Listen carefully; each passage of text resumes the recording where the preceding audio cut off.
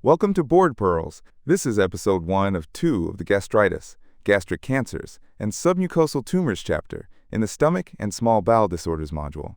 This episode is the chronic gastritis and the precursor lesions, autoimmune atrophic gastritis, the H. pylori cascade toward cancer, Menetrier disease, and Zollinger-Ellison syndrome. Gastrin runs through most of it, so watch how each disease moves gastrin, because that's what ties the episode together. Start with autoimmune atrophic gastritis, where every exam finding falls out of one fact about anatomy. The immune system destroys the parietal cells, and those cells live in the body and fundus, not the antrum. Parietal cells make acid and intrinsic factor, so losing them makes the stomach acid-free. B12 absorption fails because it needs intrinsic factor, and iron absorption fails because the duodenum needs acid to take up iron. Meanwhile, the antrum is spared, so its gastrin-making cells keep going. And since acid normally restrains gastrin, losing the acid removes the brake and gastrin climbs. That sustained high gastrin is a growth signal to the enterochromaffin-like cells in the body, driving them to hyperplasia over years and producing type 1 gastric neuroendocrine tumors. So the anemia, the low acid, and the tumors are all one anatomic lesion showing up in 3 different systems. The mechanism is antibody-driven.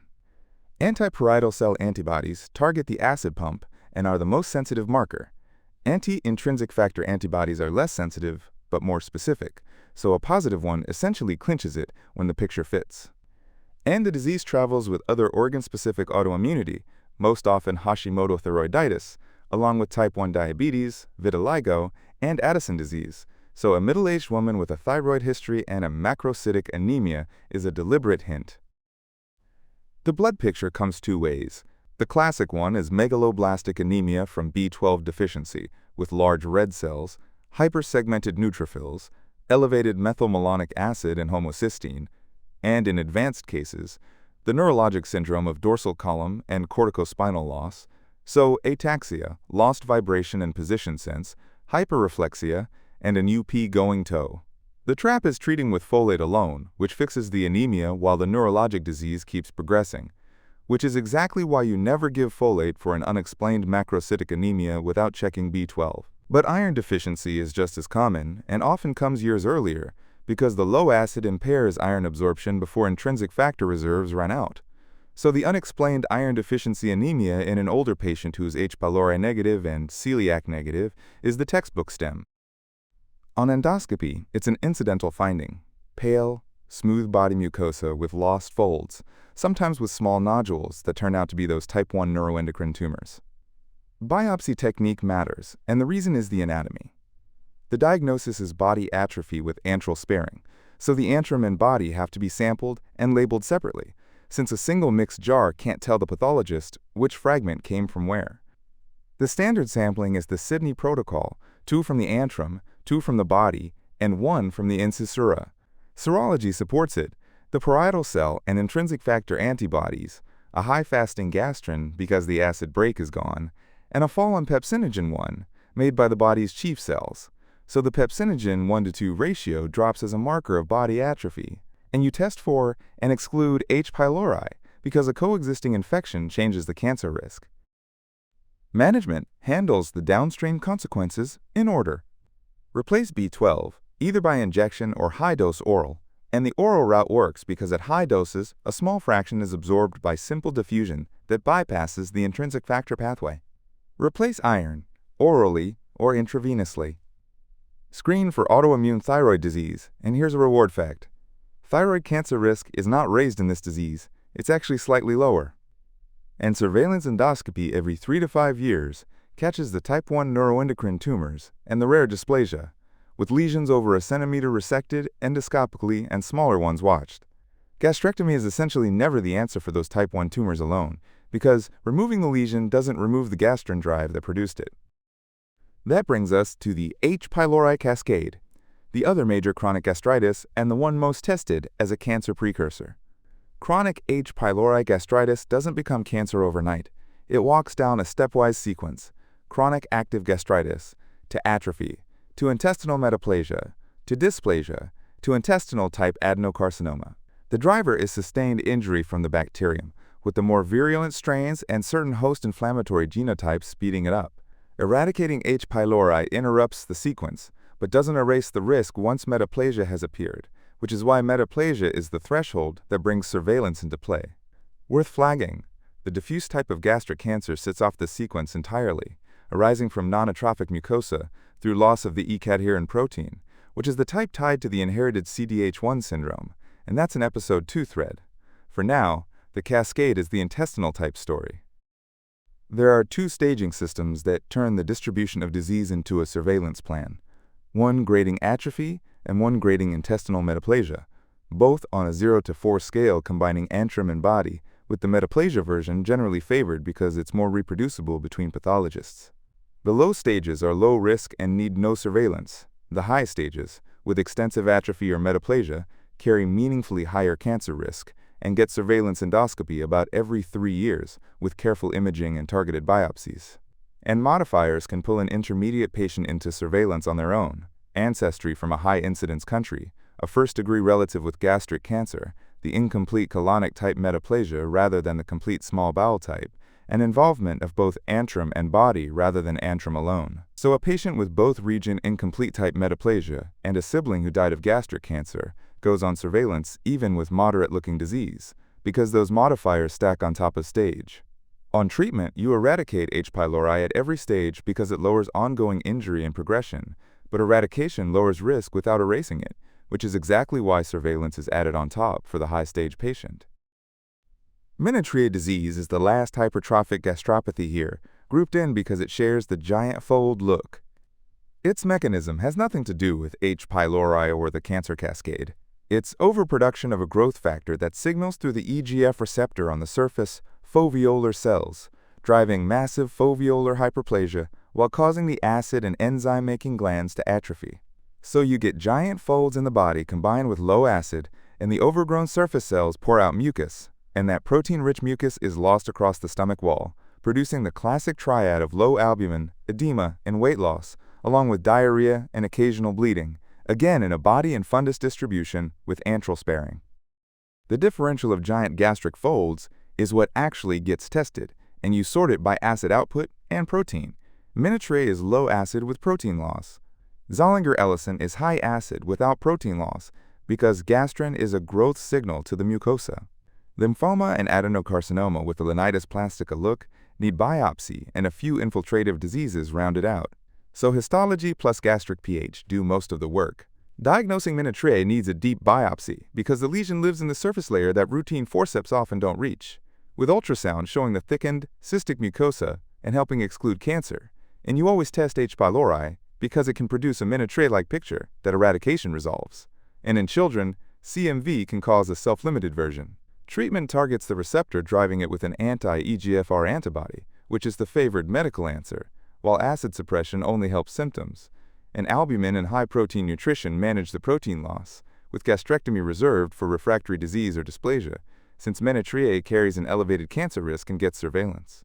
The mimic to discount is reactive gastropathy from bile or NSAIDs, which shows foveolar hyperplasia in the antrum and is managed by removing the exposure, not with the antibody. The third part is Zollinger-Ellison syndrome, the gastrin-driven ulcer disease that masquerades as refractory peptic ulcer. Suspect it in any of 5 situations: more than one ulcer, an ulcer beyond the duodenal bulb such as a jejunal one, disease that stays refractory to standard therapy, ulceration paired with secretory or fatty diarrhea, or a family history of MEN1. The mechanism is a gastrin-secreting neuroendocrine tumor in the duodenum or pancreas that's escaped feedback. So gastrin stays high, the acid-making cell mass expands, and acid output overwhelms the defenses of the upper small bowel, producing severe esophagitis on top of duodenal and jejunal ulcers. The diarrhea has 2 parts: the sheer volume of acid hitting the small bowel, and fat malabsorption, because the acid load inactivates pancreatic lipase and precipitates bile salts. The tumor usually sits in the gastrinoma triangle, bounded by the cystic and common bile duct junction above, the second and third parts of the duodenum on the side, and the neck and body of the pancreas medially. Most gastrinomas are in the duodenum, where they tend to be small and multiple, with the rest in the pancreas tending to be solitary and larger. About a quarter occur in MEN1, the inherited syndrome with the 3 Ps, parathyroid causing hyperparathyroidism, pituitary causing an adenoma, most often a prolactinoma, and pancreas or duodenum causing neuroendocrine tumors, of which gastrinoma is the most common. MEN1 gastrinomas are essentially always multiple, almost always duodenal, and almost never cured by surgery, which shapes management. Diagnosis starts with a fasting gastrin and a gastric pH, and the interpretation splits cleanly. A fasting gastrin over 1,000 with a gastric pH under 2 confirms the syndrome outright, because nothing else produces both high gastrin and high acid at once. A gastrin over 1,000 with a pH above 2 is high gastrin from an acid-free stomach instead, which fits autoimmune or other atrophic gastritis, where the low acid is driving a secondary gastrin rise. So the acid is the discriminator. High gastrin with low pH is a gastrinoma. High gastrin with high pH is atrophy. The patient has to be off the acid blocker for at least a week before measuring, since it raises gastrin and confounds the test, unless stopping is unsafe because of severe ulcer or bleeding history, in which case you lean on imaging and acid output instead. An intermediate gastrin, between 100 and 1,000, needs the secretin stimulation test, and the physiology is the teaching point.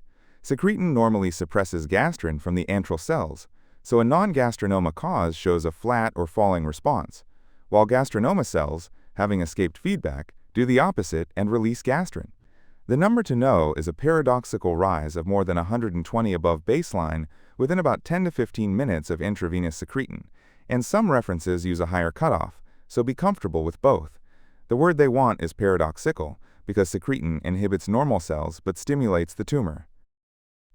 Imaging localizes the tumor for surgery, and the modern answer is somatostatin receptor PET imaging with dotatate, now preferred over the older octreotide scan for its better resolution and sensitivity, alongside CT or MRI for larger pancreatic tumors and liver metastases. Endoscopic ultrasound is most sensitive for tumors inside the pancreas, while the dotatate PET is better for the small duodenal ones, so the two complement each other. Treatment has two parallel goals: control the acid and address the tumor. Acid control uses high-dose acid suppression, often several times the usual reflux dose, titrated to an acid output target rather than a fixed dose, aiming under about 10 milliequivalents an hour in an intact stomach, lower after gastric surgery or with severe reflux. For the tumor, a sporadic localized gastrinoma is explored surgically for cure, with the surgeon opening and palpating the duodenum to find the small tumor's imaging misses, whereas MEN1 gastrinomas generally aren't pursued for cure because they're multiple, so acid suppression is the mainstay with surgery reserved for larger tumors that carry more metastatic risk. In one MEN1 move worth knowing, you treat the hyperparathyroidism first with parathyroidectomy because lowering calcium reduces gastrin and acid, often substantially. Metastatic disease is managed with somatostatin analogs, receptor-targeted radionuclide therapy, and targeted agents. So hold the episode together by what each disease does to gastrin. Autoimmune gastritis raises it from the wrong direction because the parietal cells are gone and the antrum has lost its acid brake. H. pylori drives injury unrelated to gastrin but produces the cancer cascade and the precursor lesions that justify surveillance. Menetrier makes giant folds through growth factor signaling with low acid and protein loss. And Zollinger-Ellison raises gastrin from the right direction. An autonomous tumor pouring gastrin into a stomach that still has parietal cells, so it makes acid in excess. Two differentials fall out. High gastrin sorts on gastric pH, low pH being a gastrinoma and high pH being atrophy, with an intermediate value needing secretin to find the paradoxical rise, and giant folds sort on acid output and biopsy. Episode 2 picks up the gastric tumors themselves. Adenocarcinoma by Lauren type with the molecular profile that drives HER2 and PD-L1 testing. H. pylori-driven malt lymphoma versus the more aggressive diffuse large B-cell lymphoma, the three types of gastric neuroendocrine tumors split by gastrin, and the kit-driven GIST as the model targeted therapy cancer. For the full chapter, the practice vignettes, and the topic-tagged question bank, head to boardpearls.com. You'll find the rest of the series on Apple Podcasts, Spotify, or wherever you listen to podcasts. That brings us to the end of episode 1 of 2 of chapter 7, and I'll see you in the next one.